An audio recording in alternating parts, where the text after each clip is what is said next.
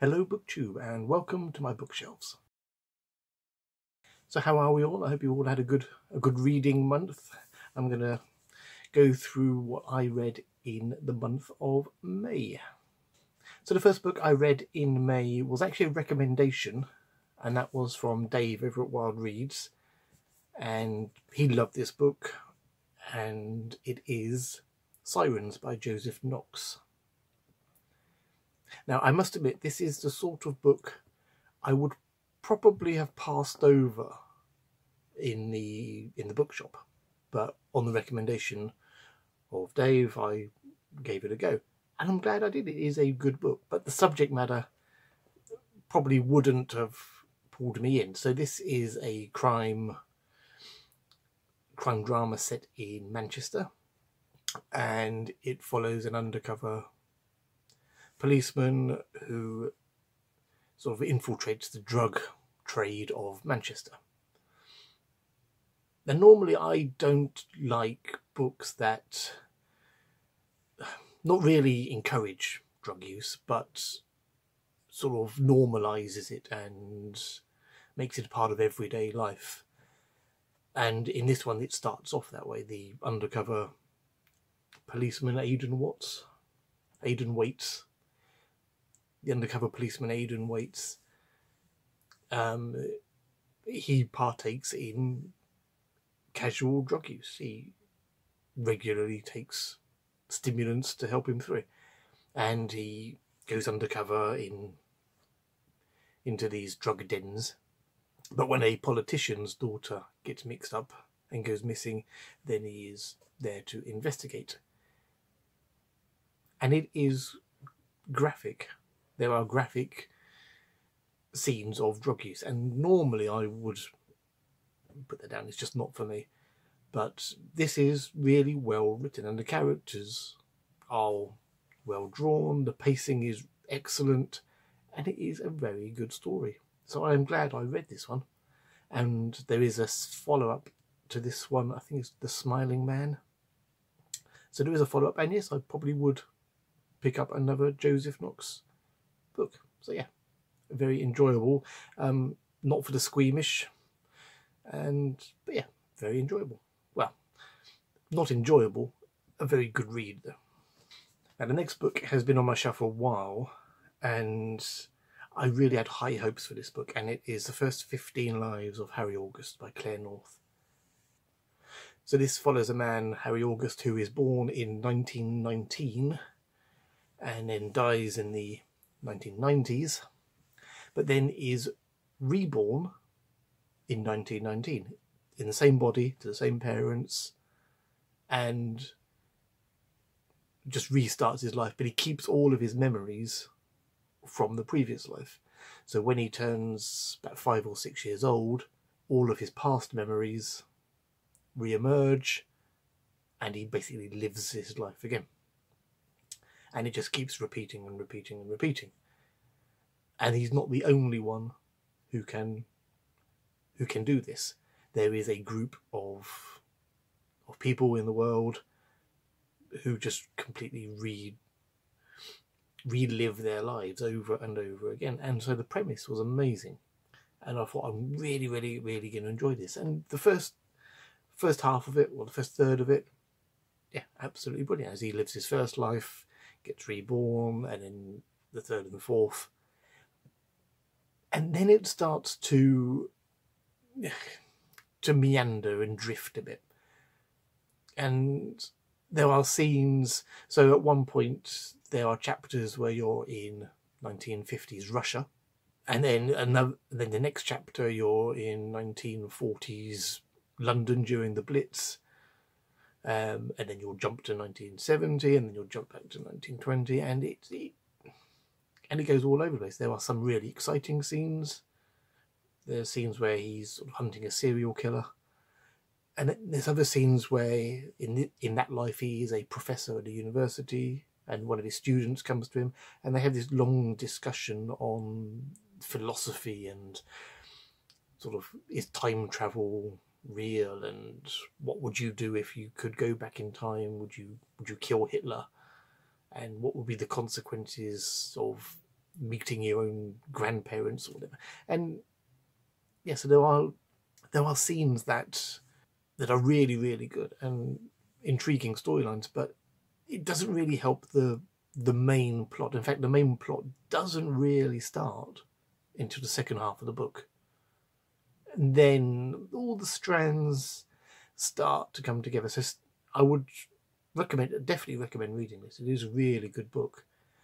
But persevere through the middle sections where you're not quite, and I think it's done on purpose, you're not quite sure where the book's going. Is it just going to be episodes from his 15 lives? But then a story arc starts to emerge in the second half of the book, and the second half is a true thriller, as Harry August has to achieve something to stop the end of the world, basically. I won't give too many spoilers away. But yeah, a very intriguing book, well written.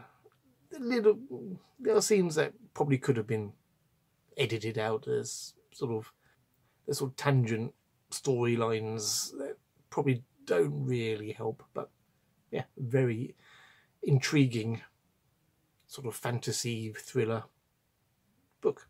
First 15 Lives of Harry August by Claire North.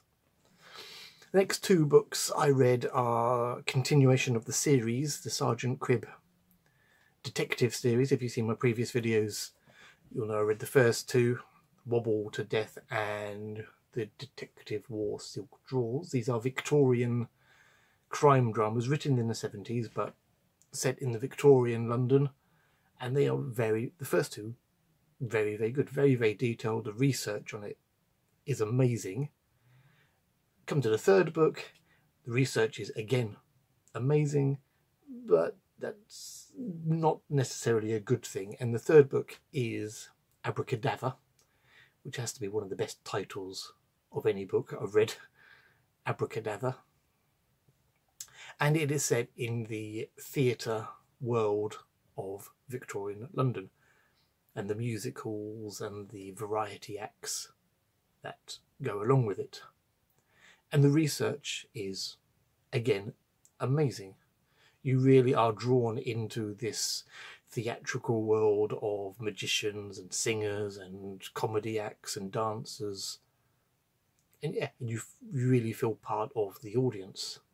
The trouble with this book is the plot is sort of an afterthought. And it is a short book. It's only 180 pages. But the murder doesn't happen until about page 120 or something, and then it's all wrapped up in 50 pages.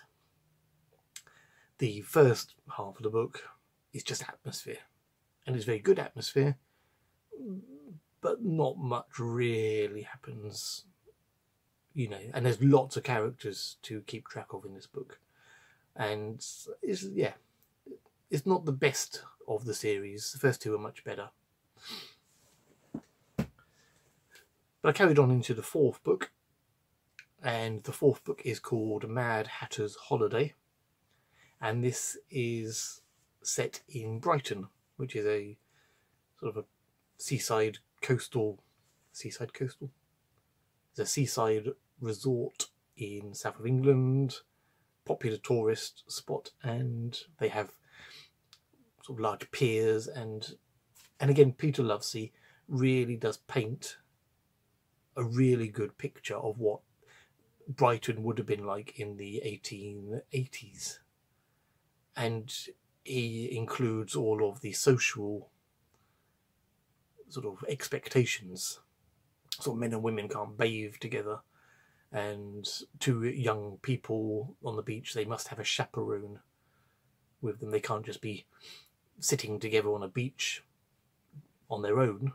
If they're unmarried, there has to be a responsible adult with them, keeping an eye on them to make sure, you know, no inappropriate touching occurs. And you have also the side shows as well. There's an aquarium, and sort of the social balls that go on, and sort of return of the troops as they come back from Egypt. So yeah, it's very well researched. Again, you would expect nothing less from these books. And again, Sergeant Cribb doesn't turn up again until the second half of the book.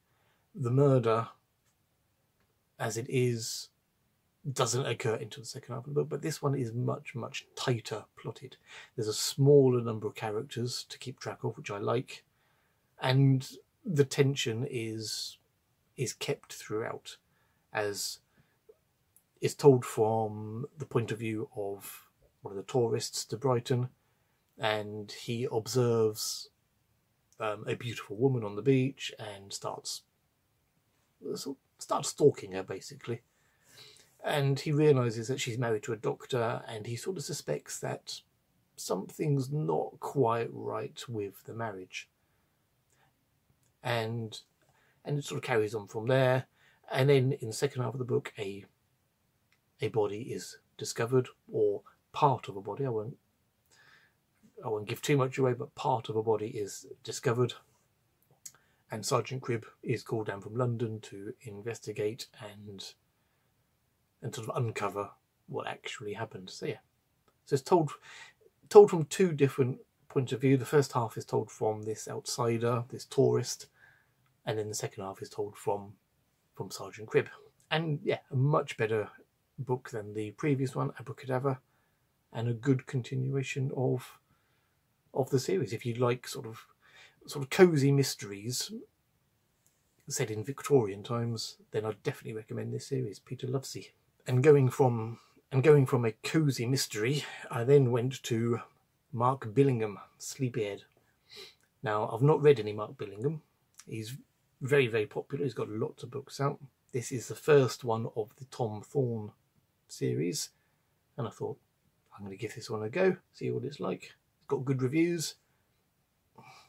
To be honest, I didn't really like it. It is very, very gritty and dark, a bit like Sirens, but not written as well. So this is a story of a serial killer in London who is killing women, but he doesn't want to kill them. He's trying to put them into a medically induced coma so that they are still conscious, but they are unable to move, talk, respond. They become sort of locked in, the locked-in syndrome. So, interesting premise. Tom Thorne is a troubled detective who investigates, and there's ghosts from his past as well to contend with, which is a little bit cliched, but, you know, not dreadful. The problem I had with this book was the writing and the way he writes his characters. The characters don't really sort of separate out, because this is told from multiple viewpoints. You get scenes from Tom Thorne as he's investigating. You get viewpoints from the serial killer, which I don't like. When you have books that have the viewpoint of the murderer, I don't know, it doesn't always work for me, and it definitely didn't in this one. And then you also have the viewpoint of one of the victims and the viewpoint of one of the suspects. But when you're reading it, they all sound and talk and act the same, that sometimes you're reading a page and you suddenly realise, oh, we've swapped viewpoint here and we're now with someone else. And so it's not always clear. And also, although the premise is good, the motive and the justification of it didn't really pay off, in my opinion. So for a debut, it's not dreadful, and I probably will sort of pick up the next one, see if it improves, but it's not the best one I've read. Now, I'm going to slightly cheat here. I know this is my May wrap-up, but the next book I actually finished yesterday, so it's in June. So I'm going to break the rules of Booktube, and in my May wrap-up, I'm going to include a June book. I know, I'm going to get thrown out of Booktube. But the book I read in June was The Martian by Andy Weir. And I have to include this because I've just finished it, and it is amazing. So I read this as a buddy read with Dane, who organised it over at Dane Reads, and 4 or 5 other people, and we had this email chain going. I'll link all their channels down below so you can go and check them out. But this book was amazing. I've not seen the film, so I didn't know what to expect going into it. I knew it was about a man trapped on Mars. I knew that much. But I was pleasantly surprised with this book. So the first half, well, the first part of the book is told in sort of diary form, log entries from the Martian, Mark Watney, and he is trapped on Mars, and he has to survive on Mars, and to do that he has to make food and water and fix things that are broken, and he sort of explains that, and it is quite scientific. He talks about how to make water, and it gets into this complex chemical procedure of burning hydrogen to release molecules. And to be honest, reading the first bit, I thought, if the whole book is going to be like this, it's going to be a tough read, because it is quite technical, you know. And after about page 40, I'm thinking, I'm going to struggle with this. But then he switches viewpoint, and we go to Earth, and we have a viewpoint from the scientists at NASA when they realise that Mark is still alive, and they start a plan for rescue. Then the book really, really takes off, and you have differing viewpoints from Earth and Mars as he struggles to survive after anything that can go wrong does go wrong, and his solutions on how to survive are just astounding. And the tension, it really made my heart race at points when you get to an end of a chapter and something drastically goes wrong, and you think, oh my god, that's it, end of book, he's dead. But you think, oh no, there's still another 200 pages to go yet, so he can't be. And you just have to think, oh my god, how's he going to get out of that? Yeah, and it is amazing. And the one thing that really surprised me most about this book is the humour. It is really, really funny. And Mark Watney, the Martian, is a really, really funny man. Here he is, trapped alone on Mars, and he has to survive, and he has no idea that any rescue attempt is being attempted, and he just has to survive. And yet all of his log entries, his sense of humour is really, really makes you laugh, even though what he's doing is incredibly dangerous. You know, he sort of does it in a light-hearted way, and I thought that was really, really well done. You get all the tension from the Earth points of view, and then you go to Mars, and he just shrugs it off and says, he's very stoic, shrugs it off and says, yeah, well, this broke, that broke, I've got to jury rig this piece of equipment. There you go, another day on Mars. Really, really, so I think this is definitely a 5-star read for me, and I predict that this will be, if not my top book of the year, and we're only in June, it's definitely in my top 3 of the year. That's my prediction. So that is The Martian by Andy Weir. So that is my May wrap up. So what have you read in May? Have you read any of those? Have you read The Martian? Have you seen the film? What did you think of it? Talk to me in the comments, and I will see you again. And in my next video,